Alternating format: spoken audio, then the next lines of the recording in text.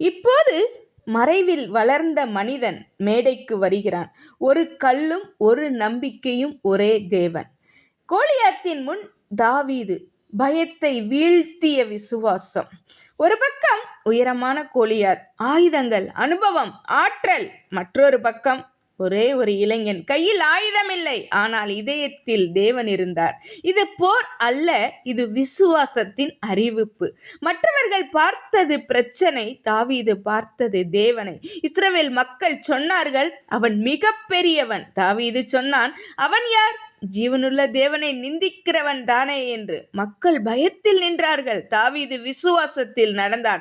நீ பிரச்சனையை பார்த்தால் பயம், தேவனை பார்த்தால் தைரியம் உனக்குள் வரும். கோலியாத்து பெரியவன், ஆனால் தேவன் அதைவிட பெரியவர் அல்லவா? கோலியாத்து கத்தினான், ஆயுதத்தை நம்பினான். ஆனால் தாவீது சொன்னான், நீ வாளோடு வருகிறாய், நான் கர்த்தரின் நாமத்தில் உன்னிடத்தில் வருகிறேன் என்று. கல் சிறியது, கை பலவீனமானது, ஆனால் தேவன் இருந்தால் அது போதும். மறைவில் கற்ற பாடங்கள் மேடையில் வெற்றியாய் நின்றன. சிங்கம் வந்தது, கரடி வந்தது, மறைவில் இருந்த வெற்றிகள் தான் மேடையில் நடந்த அதிசயம். மேய்ச்சலில் தேவனை நம்பினான், போர்க்களத்தில் தேவன் தாவீதோடு நின்றார். இன்றைய விசுவாச வாழ்க்கைக்கு இன்று நமக்கும் கோலியாத்துக்கள் உண்டு. பயம், கடன், நோய், எதிர்ப்புகள் என்னும் கோலியாத்துக்கள். கோலியாத்து இன்னும் பெரியதாக பேசலாம், ஆனால் அவனுடைய முடிவு தேவனின் கையில்.